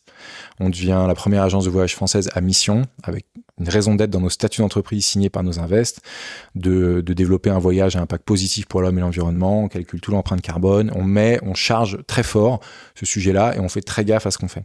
On va tout au bout de la chaîne, du transport, la bouffe, la non-motorisation, le covoiturage, toute la chaîne de valeur. Et à côté, on se dit, il y a un sujet de business model. Parce qu'en fait, aujourd'hui, le tourisme, c'est 10% des gaz à effet de serre pour un secteur de loisirs. Alors que sinon, les autres effets, c'est l'industrie, c'est pour bouffer, pour s'habiller, c'est des choses de première nécessité. Or, le loisir, 10% le tourisme, 10% pour du loisir. Ça paraît un peu ubuesque. Et en fait, le système est tellement intermédiaire entre ton réceptif dans le pays de destination, ton tour opérateur, ton agence de voyage, que unitairement, les acteurs ont des marges qui sont hyper faibles. Et donc, comme sur un univers qui fait rêver et qui est très visuel, sur les réseaux sociaux, les coûts d'acquisition sont donc très élevés, et la nécessité d'avoir un panier moyen hyper élevé pour survivre dans cet environnement est évidente. Et donc, les agences de voyage ont besoin d'emmener les gens loin, et donc en avion. Et en fait, ce secteur-là, depuis 70 ans, n'a pas résolu ça, quoi. Et donc, nous, on s'est dit, avec nos petites mains, oui, on peut faire du bivouac à 300 balles, mais si c'est pour mettre la clé sous la porte dans 2 ans, ou faire des levées de fonds sans être rentable, à un moment, l'histoire, elle va s'arrêter, quoi. Alors, on va peut-être gagner des émissions sur M6, mais ça va s'arrêter vite, en fait, économiquement, cette histoire. Et donc, on a commencé à se dire, mais si on met de la tech, qui est absente de ce secteur complet. Je parle pas des agences de voyage comme Booking, qui sont pas vraiment des agences de voyage, mais je parle de ceux qui opèrent et qui font déplacer des gens et qui opèrent des flux. Il y a zéro tech, c'est des acteurs qui sont éclatés dans le voyage d'aventure, complètement non digitalisés. On s'est dit, ok, si on coupe les intermédiaires, on met de la tech pour remplacer les opérations de ces intermédiaires qu'on vient de couper, on est capable d'avoir un système qui est davantage rentable, avec des paniers moyens moins loin, et donc de proposer aux gens d'y aller en train. Il faut qu'on arrive à faire ça, quoi. Et c'est le pari qu'on a pris. On est en train de le faire. On n'est pas au bout du chemin. On a 86% de nos participants qui aujourd'hui prennent le train pour aller sur nos expéditions. C'est quand même vachement bien. Donc on va on va dans la bonne direction. La boîte est pas rentable encore, mais on regarde et on sait que le modèle peut l'être. On n'est pas dans le flou à dire il faut qu'on lève parce qu'il n'y a pas de solution. On sait qu'on peut y aller. Et avec vous en plus, là actuellement, en tout cas vachement plus qu'il y a 5 ans en arrière, et pas assez comparé pour ce qu'on veut réaliser avec la planète pour la suite, quoi. Ouais, t'as tout dit. On est dans la bonne dynamique. On n'est pas les seuls acteurs non plus, bien sûr, mais effectivement, il y a tout qui nous porte à dire qu'il y a eu un déclic pendant cette période de Covid, où finalement les gens se sont rendus compte par ce trio: je veux du sens, je veux sortir de chez moi parce que je suis confiné, je veux me projeter dans des projets je veux en fait mentalement me projeter dans un ailleurs, parce qu'en fait on vivait par annonce de 15 jours d'Édouard Philippe et de Castex. Dans 15 jours, vous pourriez faire ça, etc. Oublier cette phase. Ça faisait pas plaisir. Ça a duré des semaines et des semaines, et finalement, les gens, au-delà de 15 jours, on avait du mal à se projeter. Nous, on est arrivé avec un projet qui sentait l'air frais pour eux, qui leur mettait le nez dehors, sur lequel ils pouvaient s'inscrire, se projeter pour octobre, pour septembre, pour juillet. Ils savaient qu'ils avaient au moins cette bulle-là, et ils voyaient que ça avait du sens dans ce qu'on était en train de déconstruire du secteur et de reconstruire par ailleurs pour le mieux. Et donc, on est arrivé au bon endroit au bon moment. Il y a toujours un facteur chance avec ce projet-là, ce qui fait qu'effectivement, à l'issue du premier confinement, la boîte, elle fait d'un coup 700 000 euros en quelques mois, quoi. Et là, on se dit, purée, on est quand même sur un marché. Tout le monde disait que le tourisme c'était fini, que les seuls acteurs qui pouvaient émerger, c'était des vieux acteurs avec des énormes économies d'échelle, et qu'aucun nouvel intrant pouvait exister. Il se trouvait que c'était pas complètement le cas a priori, et donc là, il y a eu une phase d'ultra médiatisation pendant qui est pas complètement fini parce qu'on va faire JT de France 2, JT de M6, JT de TF1 là dans les jours à venir. Mais quand même, il y a eu une phase d'ultra médiatisation où là on s'est dit purée, mais c'est qui ces gars du tourisme? Quand tout va mal et quand aux 20h TF1 ils disent le secteur est en crise, on a des Gugus qui lèvent 2 millions avec Xavier Niel. Qu'est-ce que c'est que ce bordel? C'est quoi leur voyage à eux? Ils parlent du voyage de demain. Enfin, bref. Donc on est allé nous chercher. Et donc Figaro, les Échos, le machin, on a fait toutes les unes en nous disant alors c'est quoi le voyage de demain? Qu'est-ce qu'on pourra se permettre de faire? Et là on a mis un souffle, je crois, d'écologie en tout cas dans le débat, quoi. Et donc, c'est quoi le voyage de demain? C'est un voyage qui n'est plus global. C'est un voyage qui est, moi je dis, multilocal. On peut plus se permettre, je dis pas que c'est un voyage idéal pour tout le monde aujourd'hui, je donne la projection réaliste de ce que physiquement la planète peut contenir avec cette activité-là. C'est un voyage qui est multilocal, c'est les Européens en Europe, c'est les Américains sur leur espace régional. Espace macro-régional dans lequel on se déplacerait par moyen de transport bas carbone, donc dans lequel on aurait coupé l'avion. C'est un voyage qui est expérientiel, dans lequel on doit forcément vivre des choses, ressentir, vibrer, et qui est durable sous tous les autres aspects de la sphère, donc qui redistribue bien la valeur, qui utilise des acteurs locaux, etc., etc. Et je crois que le voyage d'aventure se démerde pas mal dans ce trio-là. C'est déjà un peu le bon élève du tourisme, donc c'est pour ça qu'il n'y a pas vraiment besoin d'être beaucoup plus green que green quand tu fais déjà du voyage d'aventure, parce que c'est déjà une niche du tourisme qui est hors des gros endroits de concentration sur la planète, parce qu'en fait on est un peu en pleine nature, donc on n'est pas dans les... On dit souvent qu'on a 95% du tourisme de la planète qui est sur 5% du territoire. Le tourisme d'aventure, il est dans ces autres 5%, donc ces 95% restants, justement, il repopulise l'espace.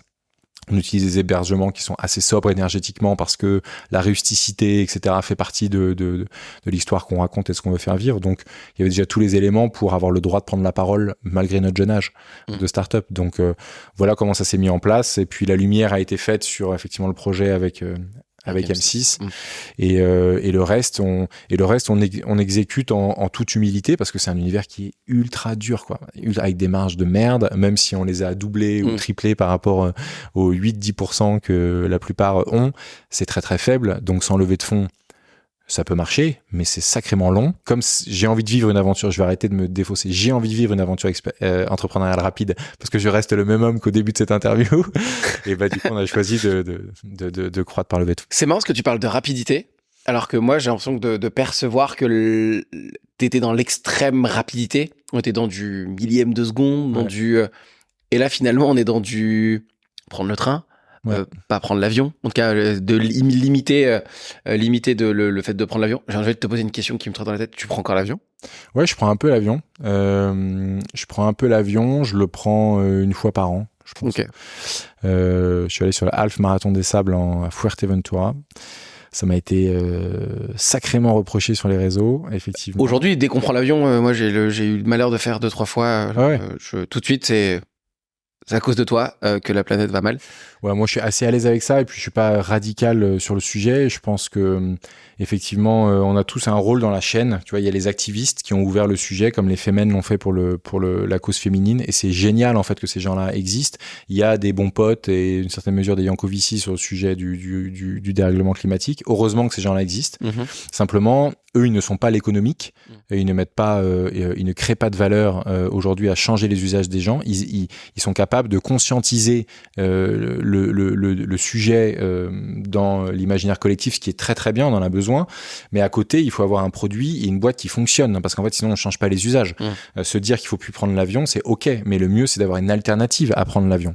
Donc finalement, je pense qu'on a tous un rôle dans la chaîne. J'ai conscience que à un côté, il y a la radicalité, de l'autre côté, il y a l'économique. Et je crois qu'aujourd'hui, on sait bien qu'il faut qu'on arrive à trouver les meilleures balances pour être capable d'être audible, pour être capable donc de pas trop radicaliser les gens, parce que ça sert à rien d'avoir 5% qui sont parfaits et 95% qui en ont rien à foutre. Il faut avoir une grande majorité qui fait ce qu'il peut et qui fait un peu.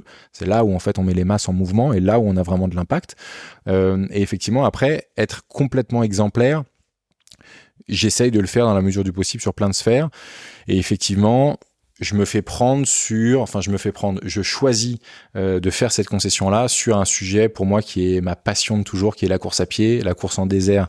Je l'ai déjà fait plusieurs fois, traverser le Chili en courant, machin. C'est des moments pour moi où je me suis toujours des moments de grande intériorité, de courir dans le désert pendant des heures et des heures. Ouais, c'est un truc que j'adore. Si possible de nuit. Ouais, je suis un peu perché, mais et donc en gros, c'est des moments dans lesquels j'ai toujours eu des espèces de transes sportives où je me voyais, j'étais à l'extérieur de mon corps. D'un coup, je suis parti ésotérique en 2 phrases. Désolé, mais en gros, ce sera peut-être un sujet juste après. Attends, je me suis vu courir. J'ai l'impression d'être en dehors de mon corps. Ça m'est arrivé pour la traversée de la France en courant. Et c'est vrai que pour moi, ce moment-là est une addiction absolue pour le coup. Ce moment où je me sens un peu je les ai vécus qu'en course à pied et que dans des très très longs ultras, et donc c'est aussi un peu ce que je vais chercher avec mes défis, et donc là quand j'ai eu cette proposition là, je me suis dit voilà, je n'arrive pas, tout mon être est poussé vers ça, je n'arrive pas à refuser. Là on est passé, je reviens sur la notion de rapidité, de rapidité, faut que ça aille vite en tout cas, de vitesse, avec ce que tu faisais avant. Là j'ai l'impression que c'est beaucoup plus slow, en fait, et presque même tu prônes un peu le fait de ralentir, on t'apprend le train, tu vois, genre c'est plus long le train, le prendre le temps de revenir. Est-ce que cette notion de prendre le temps, c'est quelque chose que toi tu conçois, que tu préconises, la vitesse versus un peu moins de vitesse, on va dire, ou plus de lenteur? Écoute, j'ai une sous-division de la vitesse en fait en deux concepts différents. Je pense donc évidemment la précipitation, j'ai jamais eu l'impression d'être là-dedans. Moi aujourd'hui, je prône l'efficacité au-dessus de tout, et donc l'efficacité, ça passe par la vitesse d'exécution. Donc ça, j'ai pas perdu ça là-dedans. Quand il y a une bonne idée, on dit on va y réfléchir, on va le faire. Non, c'est pas compris. C'est une bonne idée. On priorise, c'est important pour moi. Après-demain, il y a ça qui sort. Ouais, mais ça va être dégueulasse. Après-demain, il y a ça qui sort. En fait, je m'en bats les couilles. Donc ça, je l'ai jamais perdu. Et en meeting, malheureusement, pour ceux qui sont en face, parfois, s'ils n'avaient pas envie d'entendre ça, ça reste pour moi quelque chose qui est primordial, encore plus en entrepreneuriat. Et donc ça, je l'ai toujours. Par contre, je pense que avant, j'avais l'impression de faire tout très vite et donc très bien, mais c'était pas ça en fait ce que je faisais. Avant, je remplissais ma journée. Je remplissais de beaucoup de choses, effectivement beaucoup trop de choses pour être en pleine conscience sur ce que tu fais. Petit livre de yoga que je lis à mes filles qui m'a refait naître ce concept-là comme une Madeleine de Proust qui est ferme les yeux et sens ta tartine de confiture le matin au petit déjeuner. C'est un des exercices qu'ils font faire aux enfants pour leur expliquer ce que c'est que la pleine conscience, ou soit tu manges comme un robot et tu réfléchis pas que tu es en train de manger, soit tu te remets tes 5 sens sur ce que tu es en train de faire. Et je n'ai jamais eu ce moment de pleine conscience dans mes années précédentes. J'avais énormément de choses dans ma journée, beaucoup trop de choses. J'étais toujours en émulation permanente, mais c'est pas pour autant que j'étais là présent aux choses. Et donc finalement, je fais une vraie distinction entre il faut que tout aille vite dans une espèce de course absolue au remplissage de nos vies, pour ne pas avoir du temps pour se poser les vraies questions qui nous angoissent probablement. Et je fais une vraie distinction entre ça et aujourd'hui une vitesse d'exécution que je prônerai toujours, par contre parfois laisser un temps dédié mais qui a sa place dans le calendrier et qui a une minute de début et une minute de fin, hein. Je suis pas non plus, tu vois, ouvert en mode pendant 4 jours je vais réfléchir sur le concept, tu vois, ça reste très timé, mais j'ai des moments de page blanche dans ma journée où je dis là c'est page blanche, je prends un crayon, une feuille de papier et j'ai 45 minutes de écris ce que tu veux, et peut-être tu vas faire un dessin, peut-être tu vas penser à ta conf d'après, peut-être tu as une idée d'un nouveau produit que tu vas sortir, peut-être c'est là que tu t'es rendu compte qu'il y avait une erreur dans le PNL quand on a sous-traité ça parce que tu as la formule qui te revient, tu vois, j'en sais rien ce qui se passe. Il se passe des choses différentes à chaque fois, mais il se passe des choses. Ce qui est rigolo, et là, en tout cas la façon dont tu le racontes aujourd'hui, il y aurait 2 phases, bien évidemment qu'il y en a plein d'autres. Ok, je pense qu'on next ta période d'enfance, on en parlera plus tard. Il y a la première partie, c'est se remplir. J'ai l'impression que l'autre partie, c'est se construire. Ouais. Finalement. Ouais, la deuxième partie, c'est effectivement, on se rend compte que pour remplir une cuve, il faut pas mettre plein d'eau et boucher avec ses doigts. Il y a différents matériaux, une base plus solide et ainsi de suite. Voilà, on fait cet effort-là. Et d'ailleurs, à nouveau, c'est marrant, c'est les images qui me reviennent. Mais quand on demande à des enfants, il y a ce travail de comment est-ce que tu veux tout faire rentrer dans la bouteille. Tu choisis. Qu'est-ce que tu mets d'abord? Tu mets d'abord les gros morceaux parce qu'ils rentrent plus à la fin si t'as mis le reste. Et à la fin, tu mets le sable et c'est la meilleure manière de tout remplir. Il y a des strates dans la vie. Il doit y avoir une base. Et je pense qu'avant, j'étais dans un remplissage non hiérarchisé. J'avais une vie d'urgence et j'avais oublié l'important. Et l'important, il est d'ailleurs rarement urgent. Quand il devient urgent, c'est souvent un peu tard. Et donc, le but, c'est d'arriver à gérer cet important le plus tôt possible. Et ça, effectivement, je l'ai compris un peu tard, quand l'important s'est rappelé à moi et quand j'ai demandé à l'important ce qu'il pensait de ce changement de carrière. On arrive à la fin du podcast. En tout cas, de cette première partie d'échange. Qu'est-ce que tu aimerais que les gens se rappellent de cet échange ou qu'est-ce que tu aimerais quelle information tu aimerais qu'ils retiennent? Qu'ils prennent le temps de se poser la question. Moi, j'ai mis 11 ans à le faire. Et donc, si je peux leur donner une méthodologie pour être capable de passer à l'acte et de réfléchir comment individuellement, collectivement, on peut avoir de l'impact. Qu'est-ce que ça veut dire? Et ma méthode aujourd'hui, ce serait en 4 points. La première, c'est de se dire déjà, il y a une phase où on s'inspire les uns les autres de nos parcours. Donc on écoute ce podcast, on écoute tous les autres épisodes, on écoute d'autres podcasts, on écoute les trajectoires de nos amis, de nos proches. On vient se nourrir. Après, on vient se renseigner avec du factuel, des sources fiables. Parce que l'impact, en général, l'inclusivité, l'impact, l'écologie, tous ces sujets-là, c'est pas de la philo en fait. C'est des mathématiques la plupart du temps. Donc il faut être précis sur les chiffres, sinon on dit n'importe quoi et on perd tous du temps à se faire avoir par je sais pas quel gars, un café, un resto qui arrive et qui dit le dérèglement on s'en fout, c'est machin. Si tu as 2-3 chiffres en tête avec 2-3 sources, il y a plus de sujet. Et donc c'est quand même assez important pour gagner du temps dans ce sujet-là. Le deuxième élément, c'est se poser la question de sa contribution au monde. Moi je l'ai fait hyper tardivement, j'ai eu besoin d'un choc qui était la naissance, qui était un choc heureux, mais parfois il y a des chocs malheureux qui nous font réaliser ça. Et on les subit. Peut-être des maladies, la perte d'un proche, plein de choses, une séparation. C'est moins agréable et c'est moins facile de réagir dans ces moments-là. Donc, autant créer ses propres moments et ses propres tremplins positifs. Réfléchir sa contribution au monde, c'est est-ce qu'aujourd'hui je mets mon énergie là où le monde en a cruellement besoin en fait. Et pour certains, c'est encore un relatif ça, mais c'est pas du tout relatif en fait. Il y a un absolu.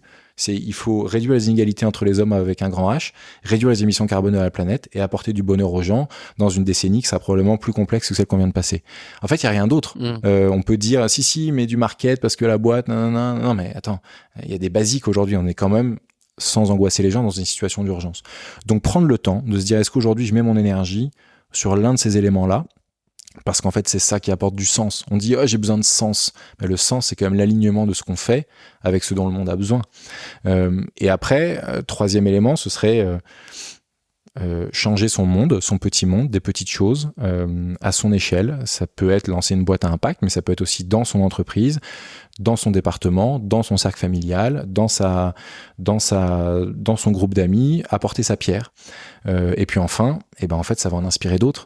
Ça va en inspirer d'autres qui vont passer à l'action et il faut pas en fait avoir l'impression que nous ne pouvons pas avoir d'impact. En fait, on est petits comme des fourmis, mais on a tous le pouvoir d'avoir un effet papillon. Et ça, il faut vraiment, je crois, qu'on se décomplexe vis-à-vis de ça. Donc ce serait se rappeler que tous les effets papillons ont commencé par un petit mouvement de fourmis et qu'on est chacune de ces fourmis et qu'on a notre place à prendre et on peut apporter quelque chose tout de suite, immédiatement dans nos sphères. Qu'est-ce que je peux te souhaiter pour la suite ? De la santé et de la pleine vigueur de mes proches, parce qu'aujourd'hui c'est mon socle et ma base. Je m'inquiète pas pour moi, je m'inquiète de moi si ma base va pas bien. Donc aujourd'hui, effectivement, que mes proches aillent bien, que mes filles aillent bien, que ma famille aille bien, c'est probablement, avec mes amis aussi, c'est effectivement là où je vais trouver un souffle pour continuer à essayer d'impacter. Eh ben, que ton vœu soit exaucé. Merci Roger. Merci beaucoup Stan pour d'avoir pu te découvrir sur bien d'autres aspects qu'on a l'habitude de te découvrir. Merci d'avoir joué le jeu. De toute façon, je te dis à très très vite. Merci beaucoup. Merci à toi.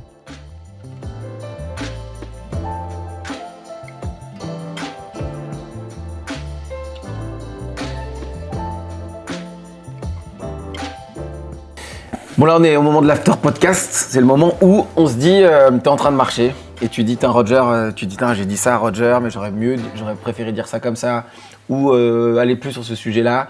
C'est le moment où tu peux partir avec zéro regret. Tu dis, j'ai dit tout ce que j'avais à dire, comme j'aurais envie. C'est pas filmé, il n'y a pas de micro. On n'est pas du tout filmé, il n'y a pas de micro, il n'y a rien. Est-ce qu'il y a un sujet que tu aurais aimé qu'on aborde plus, peut-être, en tout cas? Alors, je regrette d'avoir parlé de l'épisode avec mon boss, parce que s'il regarde, il va s'en vouloir quand je suis rentré de la maternité, etc. Je regrette un peu. Même si je sais qu'il y a zéro chance qu'il attrape ce moment-là, parce qu'il n'est pas du tout dans ces sphères-là. Il est encore en trading, évidemment. Pourquoi un regret? Parce que vous entendez bien encore? Par correction, quoi. Non, on se parle plus depuis cette époque-là, vraiment, mais ou peut-être une fois par an, un message cordial. Mais voilà, juste par correction, quoi. C'est pas très, j'ai pas envie de donner l'impression de cracher dans la soupe. Voilà, je suis pas très à l'aise avec ça encore. Voilà, parce que à chaque fois que je parle du trading, j'ai des anciens collègues qui voient un article sur Le Monde, Les Échos, le machin, qui eux ont traité le truc de manière très binaire, pas du tout ce qu'on a fait aujourd'hui, mais néanmoins, je sais qu'ils en souffrent et ils me disent, écoute, t'es gentil, nous on est encore là-dedans, donc ok, peut-être que c'est toi qui n'as pas réussi à surmonter ces années-là correctement, mais moi ça va, je vais très bien, je suis équilibré sur tous les trucs, ok, tu vois, je vais pas à les convaincre qu'ils sont pas équilibrés, mais disons que ça réouvre ces portes-là, donc c'est comme j'ai encore des liens affectifs avec ce monde-là, parfois je regrette de dire ce que je pense être réel et d'être la réalité, mais c'est pas leur réalité actuelle. Et ça les aide pas d'entendre ça, forcément. C'est là où on voit ton côté émotionnel. Genre, c'est ça que je faisais quand on était là-bas. On voit que tu es quelqu'un d'émotionnel, mais en fait, ce qui est ultra intéressant, et là je dis pas ça pour soit confirmer tes dires, soit pour dire t'as bien fait de le dire. En fait, pour de vrai, c'est ta réalité. Genre, c'est ça qui est aussi ultra intéressant, c'est que c'est ton moment à toi, c'était ton moment, lui, c'était ton moment à toi. Lui, il était dans son moment-là, lui, il a fait son truc à lui. Peut-être que ça changera rien, dire ah oui, ok, je m'en rendais pas compte. C'est comme tu disais tout à l'heure, t'as été un connard fini peut-être pour beaucoup de gens et finalement, est-ce qu'ils t'en veulent pour autant? Je pense pas. Il y a ceux qui sont encore là, mais t'as un côté ultra empathique. Ça qui est ultra intéressant quand t'en parles, parce que la personne que j'ai en face de moi, quand tu me racontes ça, j'ai l'impression d'avoir un mec, tu sais, genre un mec. Qui fait attention, tu sais, genre qui anticipe sur le truc et tout. C'est rigolo que tu dis ça parce que c'est un sujet que j'ai avec mes proches. En gros, ils me disent, toi, de toute façon, t'as zéro empathie. Ça, on me le dit hyper souvent. Et je corrige et je dis, je pense que j'ai maintenant, à l'époque, oui. Ouais. Maintenant, je pense que j'ai une énorme empathie. De ouf. Par contre, j'ai une compassion à zéro. C'est-à-dire qu'en fait, je fais un peu le distinguo. Enfin, j'ai pas une compassion à zéro, mais c'est pour radicaliser. Mais c'est-à-dire que je comprends ce que la personne vit. Je suis capable de me mettre dans ses godasses. Voilà, de comprendre ce qu'elle vit et d'être adapté dans le comportement à ce qu'elle a envie d'entendre, etc. Se dire à jamais, il s'en fout. C'est pas du tout ce que tu te dis. Ah, bien sûr. Tu me dis l'inverse, justement. Mais par contre, je ne souffre pas de cette situation. Okay. Je ne porte pas sa souffrance, quoi. Voilà, je comprends ce qu'elle vit, mais donc tu vois, c'est ce côté, la carapace est jamais très loin quand même. C'est que je comprends ce qu'elle vit, mais je souffre pas avec. Je pense que tout le monde a une carapace, ou en tout cas une. Il y en a qui se laissent déborder, qui peuvent se laisser déborder, qui sont pas capables de prendre une information sans qu'elle les affecte entièrement. C'est pas faux. C'est vrai. Il y en a qui ont des toutes petites carapaces, il y en a qui ont des énormes carapaces. Comment toi avec tes filles et avec ta femme, genre, est-ce que tu mets de l'attention particulière à ce truc un peu émotionnel, parce que je voulais t'en parler quand on discutait, mais quand tu passes dans le milieu de la finance, je pense que c'est un des milieux dans lequel il y a pas de middle, tu vois. Il y a des moments où il y a une zone de confort, un petit truc un peu à la con, mais c'est soit du très très très très haut, soit du très très très très très bas. Et finalement, on n'a pas ce qu'on appelle l'homéostasie. On n'a pas ce truc de genre finalement, hop. On observe, on garde ce truc un peu neutre, je disais, on n'a pas de. Et finalement, de ne pas bouger, ça reste une action importante. Est-ce que toi, tu mets une attention particulière dans ton environnement actuel par rapport à ça? Disons qu'avec mes filles, l'importance que je mets pour elles, c'est d'avoir confiance en elles. Donc, tu vois, sur le reste de l'environnement, j'essaye effectivement de leur dire qu'il se passera toujours des choses, qu'on peut essayer d'anticiper la plupart des choses. Enfin, je leur dis pas comme ça, mais après, voilà, les événements sont ce qu'ils sont. On a plusieurs, il y a des choses qu'on contrôle pas. C'est plutôt cette notion-là. Il y a des choses qu'on contrôle pas et il y a des choses sur lesquelles on peut se préparer. Du coup, alors effectivement, y a deux choses. Il y a des choses qu'on peut préparer activement. Par exemple, on met les baskets, on va s'entraîner. Donc, je fais des petites courses avec elle, le marathon Kids de Genève, de je sais pas où, d'Annecy, de machin. On va courir avec elles. Elles ont 3 ans et 6 ans. On va faire 1 borne, 2 bornes, 3 bornes régulièrement. On discute. Elles veulent abandonner, elles souffrent, elles pleurent, machin. On dit c'est pas grave, tu t'arrêtes pas. Donc, il y a le côté un peu dur. En même temps, fierté après, etc. J'essaie de faire tous les cycles. Donc, il y a ce à quoi on peut se préparer. L'entraînement et l'image de l'entraînement pour une échéance est l'exemple le plus facile qu'elles arrivent à comprendre à leur âge et qu'elles pratiquent. Après, il y a ce à quoi on peut se préparer, le bagage pour la vie, qui n'est pas faire quelque chose, mais qui est acquérir quelque chose petit à petit. Pour moi, c'est la confiance en soi, un sujet capital. Je pense que c'est le legs de mes parents. Ils nous ont donné confiance en nous, confiance dans ce qu'on entreprenait, et donc ça aide énormément. C'est un bagage pour la vie, j'en suis convaincu. Donc ça, j'essaye de leur donner confiance. J'essaie de trouver le bonne dose, pas une confiance aveugle, ni une confiance écrasante des autres, ni voilà. J'espère bien doser, mais en tout cas voilà, ça on leur apporte. Et le reste, c'est le cours des événements, effectivement. Et là, il y a des sales nouvelles, il y a machin qui nous a tapé dessus, il y a un vélo qui est passé, il s'est passé ça, il y a la maîtresse s'est énervée, voilà, il y a les événements. Après, comment on gère les événements émotionnellement, moi j'ai pas grande méthode, on discute, on communique, on ouvre les barrières, on essaye de communiquer, on se dit les choses, maladroitement, on n'est peut-être pas des professionnels de la communication, mais on se dit les trucs. Donc si tu te prépares ce que tu en tout cas peux préparer, si tu as confiance en toi et dans un environnement qui te porte et que tu apprends à communiquer quand les choses t'affectent, je me dis qu'on est sur un trio qui gère une bonne partie des problèmes de la vie. T'as quel rapport toi, la confiance en toi aujourd'hui ? Ultra confiance en moi. Ouais. Franchement, je devrais faire une réponse avec plus de ça montre en tout cas que finalement, oui, il y a des tours, mais c'est la réalité. J'ai ultra confiance en moi, ça ne veut pas dire que je pense que je ne peux pas rater. Tu vois, j'ai conscience de l'échec qui est jamais loin, tu vois, ok. Mais j'ai confiance dans ma capacité à entreprendre, parce qu'en fait, j'ai confiance dans j'ai connaissance de ce que je ne sais pas faire aussi. Et donc, il y a un moment, je m'arrête. Enfin, je passe le flambeau, je recrute la personne qu'il faut, je confie le bébé, et de plus en plus rapidement d'ailleurs. À mesure que les projets avec la boîte grossissent, je suis de plus en plus en entrée de funnel. Avant, j'allais jusqu'à tout exécuter et petit à petit, je trouve des experts, des gens meilleurs que moi qui exécutent et je recule d'un cran. Mais après, la vision doit être plus large, plus grande, donc tu retrouves en responsabilité sur d'autres plans. Donc j'ai confiance, mais parce que je sais que je sais pas tout faire. Tu vois, je suis pas en pleine confiance de dire tout seul, je peux gérer une boîte. C'est pas de l'insouciance, quoi. Tu te dis pas, genre, c'est pas de la, comment on appelle ça, je trouve pas le terme, mais c'est quand tu penses que tu peux être capable de tout faire tout seul. Non, bien sûr. Comment on appelle ça me reviendra tout à l'heure. Mais c'est pas de, ça reviendra, c'est pas grave, laisse tomber. Est-ce qu'il y a un sujet, toi, plus là, en évoquant ça, est-ce qu'il y a un truc qui te vient tu te dis là, quand tu vas rentrer avec un chauffeur, en vélo, tu vas rentrer comment ? Qu'est-ce que j'ai après ? Non, je vais rentrer à pied, peut-être, je fais un truc pas très loin. Écoute, on n'a pas énormément parlé d'Explora, en même temps j'ai l'impression d'en parler tout le temps. C'est une des raisons pour lesquelles j'ai pas trop évoqué, je trouvais que ça cool de pas trop l'évoquer pour toi. Tu fais très bien, et moi il y a quand même quelque chose que je trouve, enfin c'est pas vraiment quelque chose dont j'ai aimé parler, mais c'est quelque chose dont je me rends compte en ce moment, donc je te donne plutôt comment on dit avec les enfants, ma météo intérieure du moment. Elle est soleil avec un petit nuage. Et le petit nuage, je m'alerte quand même sur le fait que beaucoup de gens, je trouve notamment sur les réseaux, ont l'air un peu paumés. C'est-à-dire en gros te disent merci, ça m'inspire, tu vois, mais si tu vas au-delà de ça, tu te rends compte qu'en fait, des gens ont pas beau. Enfin, moi, je me demande comment je peux être une source d'inspiration pour quelqu'un qui me connaissait pas il y a 2 minutes.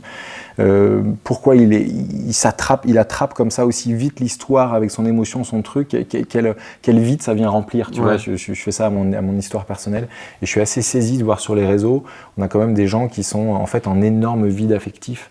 En vide de sens, en fait, en vide de valeurs, et en fait tes valeurs deviennent les leurs parce qu'ils en ont pas, ou alors ils les connaissent pas, ou ils n'ont pas pris le temps d'y réfléchir. Ta vision devient la leur, tes pratiques deviennent les leurs, et donc c'est fascinant en même temps que c'est effrayant. Et tout petit sur les réseaux, sur Instagram, je pense à ça notamment, j'ai pas une énorme communauté, mais je trouve des gens qui sont tellement demandeurs qu'au bout d'un moment, ça m'inquiète. En fait, je me dis, moi, je suis là pour être en co-living avec eux. Moi, je fais ma vie, ils ont la leur. On s'inspire, je suis certaines de leurs choses, ils suivent certaines des miennes. Moi, j'en suis d'autres. Voilà, tout n'est pas forcément en relation duale.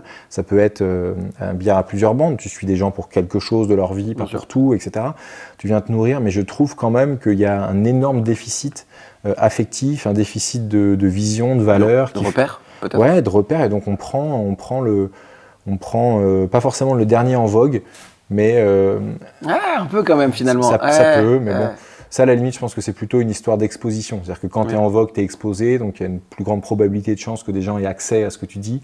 Mais ça, je trouve ça un peu étonnant. Ouais, on s'est comme dit que les réseaux, et qu'en fait, suivre des gens et trouver chouette ce qu'ils font, petit à petit, insidieusement, on copie et on troque leurs valeurs, leurs envies, leurs pratiques, leurs habitudes pour les nôtres.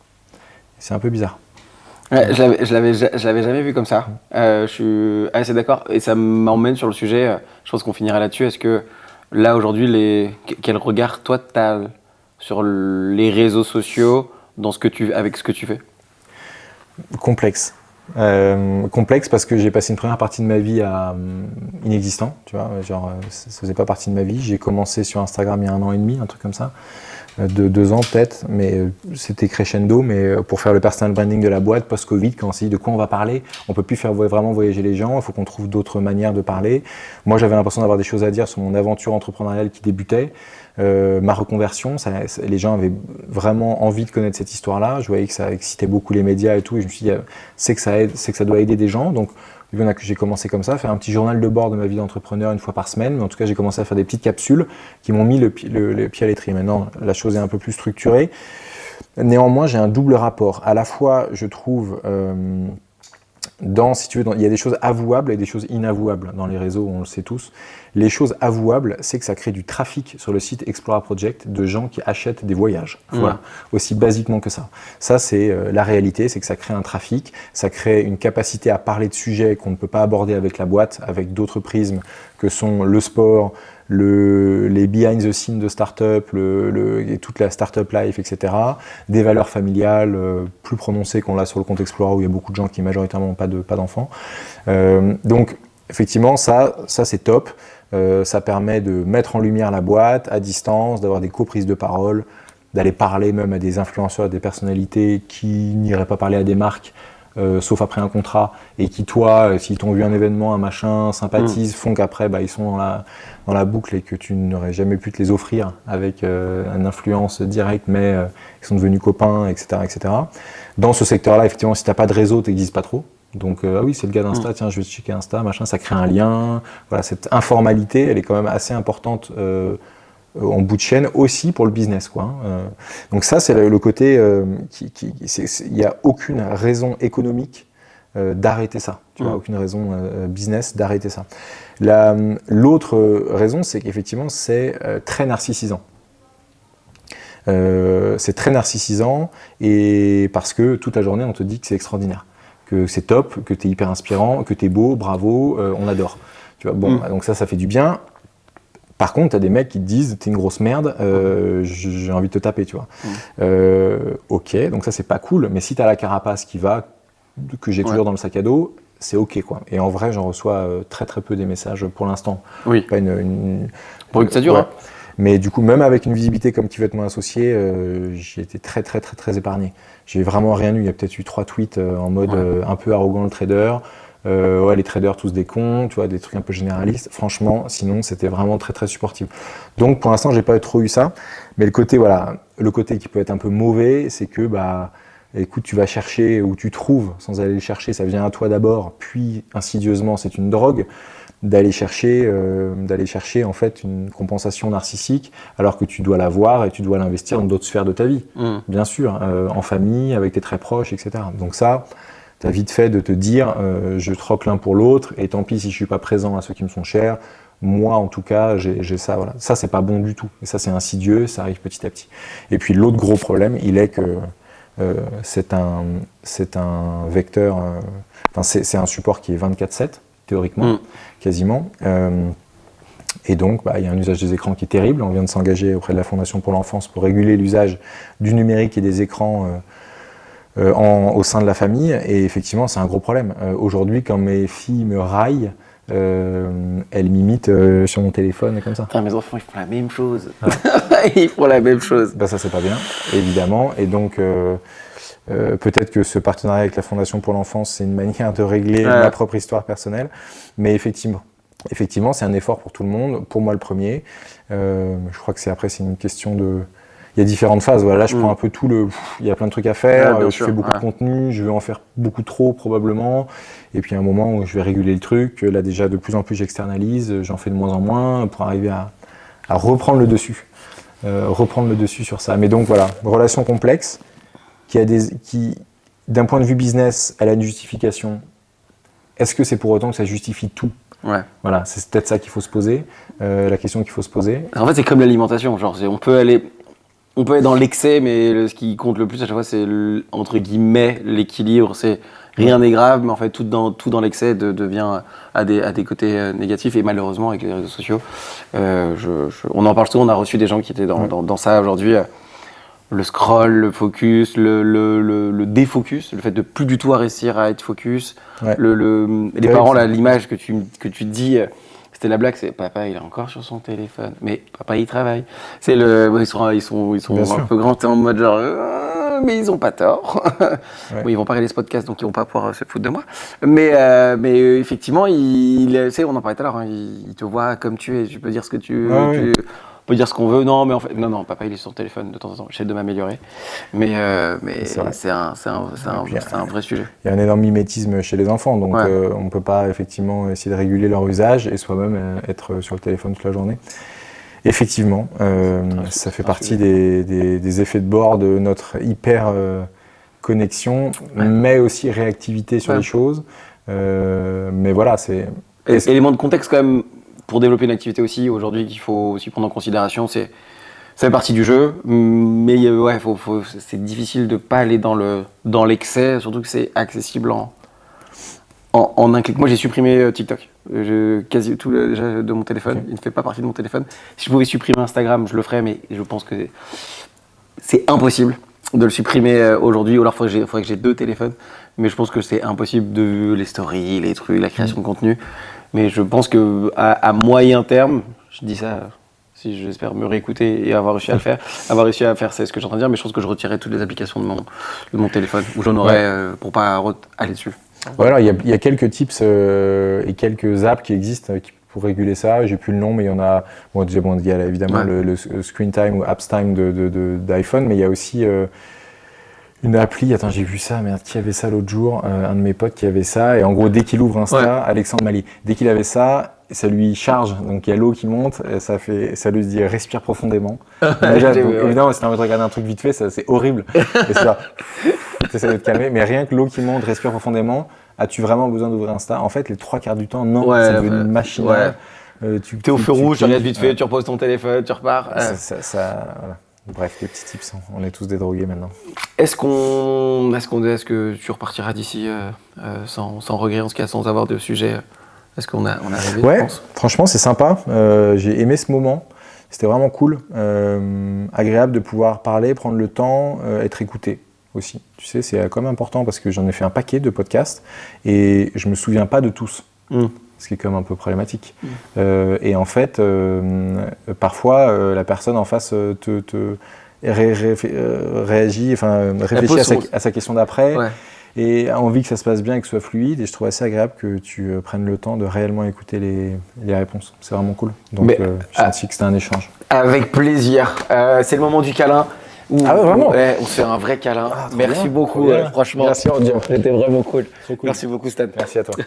Merci d'avoir regardé cet épisode. N'oublie pas de t'abonner, de liker et de commenter. Merci et on se retrouve au prochain épisode.